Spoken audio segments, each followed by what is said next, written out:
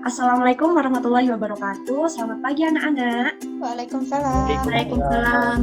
Selamat pagi, Bu. Selamat pagi, Bu. Bagaimana keadaan kalian? Sehat-sehat kan? Alhamdulillah baik. Alhamdulillah baik, Bu. Nah, pada pembelajaran pagi hari ini kita akan belajar tema 7, subtema 3, pembelajaran kedua tentang keberagaman karakteristik individu. Sebelum mengawali pembelajaran pada pagi hari ini, sebaiknya diawali dengan berdoa terlebih dahulu. Siapa yang ingin memimpin berdoa? Saya, Bu. Silakan Mbak Ini. Sebelum memulai pembelajaran, marilah kita berdoa terlebih dahulu. Berdoa mulai selesai. Terima kasih Mbak Ini sudah memimpin teman-temannya dalam berdoa. Anak-anak, Ibu akan melakukan kegiatan presensi terlebih dahulu ya. Mbak Ayu Nur Sakinah, Mbak Dian Nisyaul Nuraini, Hadir, Bu. Mas Andrianto, Hadir, Mbak Bu. Amelia, Hadir, Bu. Mbak Andin Arofah, Hadir, Bu. Mbak Meriana Safitri. Hadir, Oke, Bu. Alhamdulillah semuanya hadir ya anak. Untuk menumbuhkan sikap nasionalisme pada diri kita, mari kita menyanyikan lagu Maju Tak Gentar bersama-sama.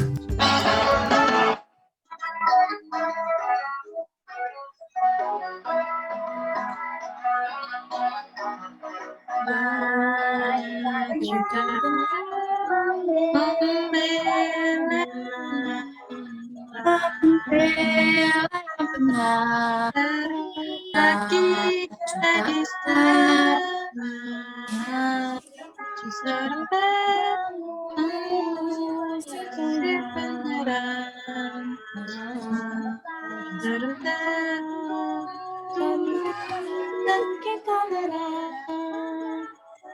serentak bergetar manas jangkar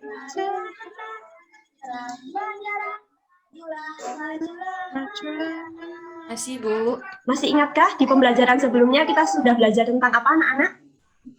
Cita-cita, Bu. Cita-cita, Bu. Ya, pintar sekali. Nah, pada pembelajaran yang lalu kita sudah belajar tentang cita-cita ya. Apa saja cita-cita kalian, Nak? Oke, Mbak Aini jadi guru, terus Mbak Ain Jadi guru. dokter. Nah, oke, ada dokter, pilot, masinis, pelukis, banyak ya, Nak ya. Nah, apakah setiap anak itu memiliki cita-cita yang sama? Tidak, Bu. Ya, Beda-beda. oke. Lantas, apakah kalian pernah berdiskusi tentang cita-cita bersama temanmu? Pernah, Bu. Saat kapan berdiskusi dengan temanmu? Saat Saat istirahat, istirahat. saat di rumah. Oke, bagaimana kondisi saat kegiatan diskusi berlangsung? Saling berpendapat, Bu. Saling toleransi.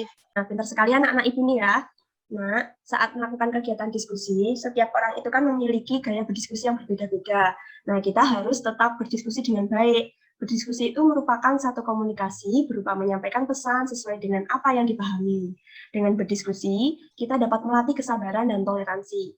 Apabila dalam berdiskusi terdapat komunikasi yang baik, maka maksud dan tujuan diskusi dapat tercapai dengan lancar. Masuk ke materi, adakah yang ingin bertanya kepada Ibu? Mbak Septi, ingin bertanya? Ya, Ibu, izin bertanya, mengapa saat berdiskusi itu banyak sekali perbedaan pendapat ya, Bu? Karena setiap orang itu memiliki karakteristik yang berbeda-beda, Mbak. Begitu juga dengan pemikiran setiap orang pasti akan berbeda. Nah, sehingga dalam berdiskusi akan banyak sekali perbedaan pendapat. Di situ merupakan tantangan untuk menyamakan pendapat melalui kegiatan diskusi. Nah, Saya, Bu. ya silakan Mbak Yun. Bagaimana cara mengatasi perbedaan pendapat tersebut agar tidak terjadi perselisihan, Bu? Oke, saat berdiskusi itu kan tentunya terjadi perbedaan pendapat, ya kan Mbak Yun? Nah, Ya. cara kita harus bersikap toleransi, kita harus menghormati pendapat orang lain. Semua pendapat kita tampung, setelah itu kita diskusikan mana pendapat yang tepat. Kita juga tidak boleh bersikap mau menang sendiri, karena kegiatan diskusi ini melibatkan berbagai individu dengan keberagaman karakter yang berbeda juga. Seperti itu, Mbak Ayun. Pada pagi hari ini, kita akan membahas tentang keberagaman karakteristik individu. Berikut tujuan pembelajaran pada pagi hari ini. Dan setelah mengenal sifat keberagaman ciri-cirinya, siswa dapat mengidentifikasi bentuk keberagaman individu. Terus nanti siswa dapat mengidentifikasi bentuk keberagaman individu dalam kehidupan sehari-hari di lingkungan sekitar. Yang ketiga, siswa dapat membuat daftar keberagaman individu. Yang keempat, siswa dapat menyimpulkan mengenai keberagaman dengan tepat. Di pembelajaran pertama, kira-kira komunikasi itu apa ya, Nak ya? Ada yang tahu apa itu komunikasi? Bincang-bincang, Bu. Apalagi? Penyampaian informasi, Bu. Ya, apalagi? Ngobrol, Menyampaikan sesuatu. Ya, betul sekali. Betul sekali. Ada yang bisa memberi contoh apa itu komunikasi? Contohnya seperti apa? Diskusi, Bu. Betul sekali, Nak. Pintar sekali. Sebelumnya, Ibu akan membagi kelas ini menjadi 5 kelompok ya, sebagai berikut. Ada kelompok 1, kelompok 2, kelompok 3, kelompok 4, kelompok 5. Nah, pembagian kelompok ini digunakan untuk mengerjakan 2 tugas LKPD yang akan Ibu bagikan. Semua sudah menerima LKPD-nya setiap kelompok? Sudah, Bu. Sudah, Bu. Silakan setiap kelompok itu mencari tempat yang nyaman untuk berkumpul mengerjakan LKPD yang telah Ibu bagi. Ibu berikan 10 menit untuk menyelesaikan LKPD. Baik, Bu. Apakah sudah selesai? Sudah, Bu. Oke. Sudah, Bu. Kelompok siapa yang berani mempresentasikan hasil diskusinya? Kelompok 2, Bu. Baik, silakan Mbak Ayun. Jadi, kesimpulannya, yaitu yang pertama, sifat positif atau sifat baik adalah sifat yang harus kita biasakan. Sifat negatif atau sikap buruk itu adalah sikap buruk yang harus kita hindari. Lalu, sifat yang termasuk sifat positif itu adalah jujur, dermawan, rendah hati, sopan, santun, humoris, dan lain-lain. Sifat yang termasuk sifat negatif adalah suka berbohong, boros, pelit, malas, penakut, kasar, keras kepala, sombong, dan masih banyak lagi, Bu. Saya melanjutkan jawaban dari Mbak Ayun ya, Bu. Pengaruh kebiasaan seseorang terhadap sifat yang dimiliki. Contohnya, setiap hari ayah selalu bangun pagi untuk melaksanakan sholat subuh di masjid.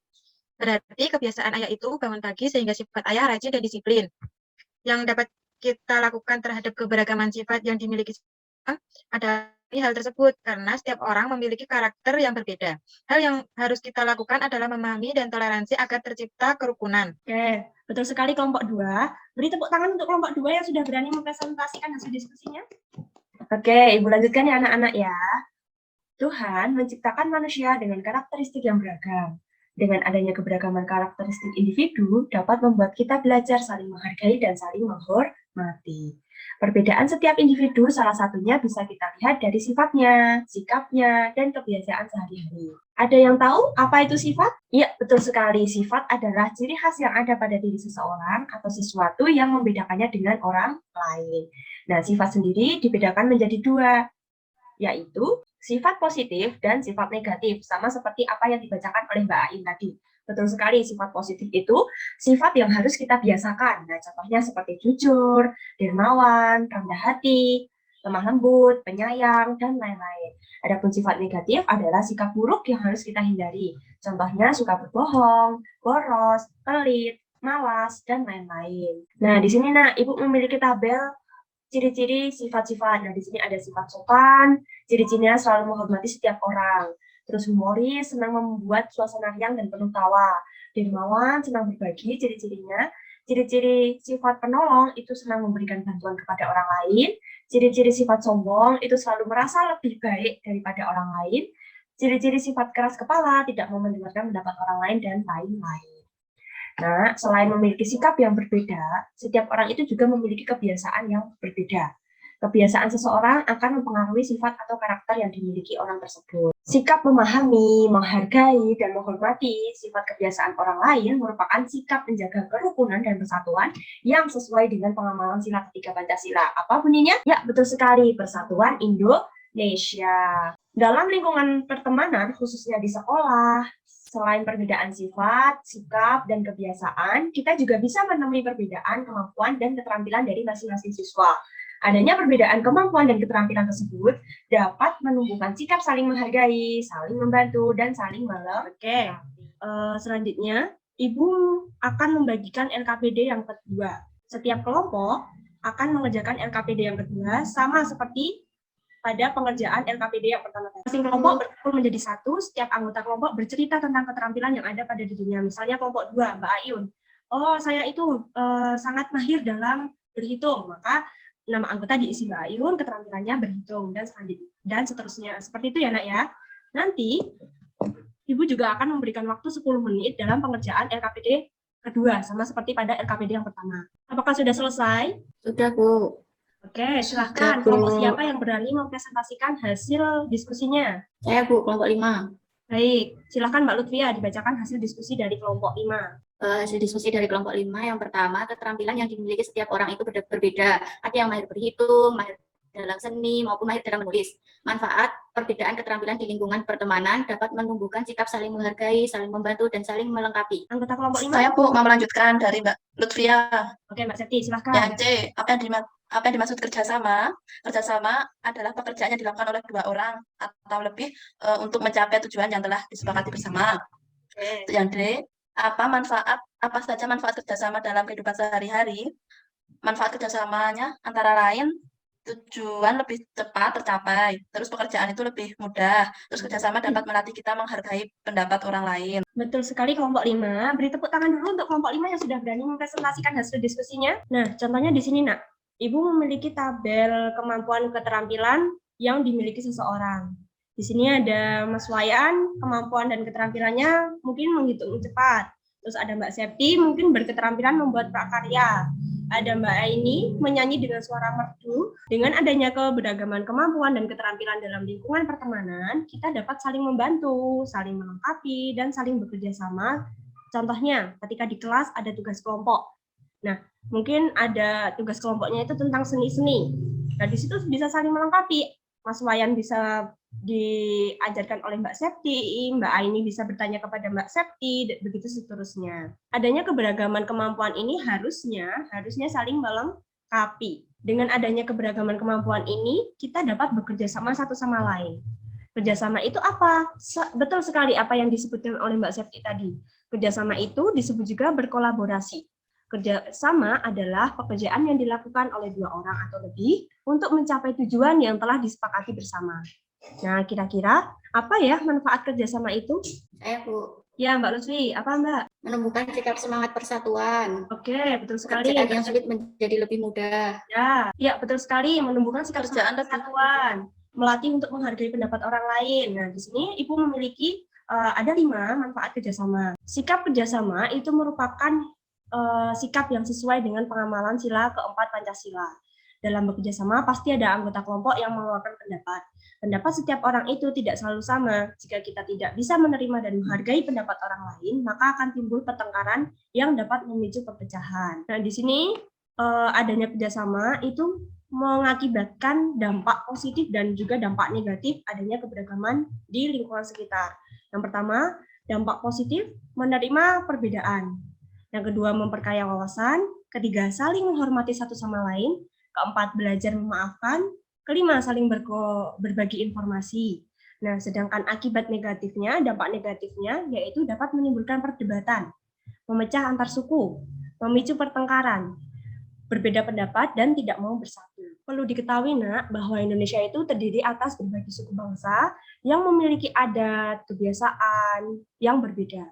Dasar negara Indonesia itu apa, Nak? Ya, betul sekali, Pancasila. Semboyan bangsa Indonesia itu Bhinneka Tunggal Ika. Bhinneka Tunggal Ika. Alhamdulillah kita sudah sampai di penghujung pembelajaran. Di sini, adakah yang ingin memberikan simpulan pembelajaran pada pagi hari ini? Saya, Bu. Ya, silahkan Mbak Rana.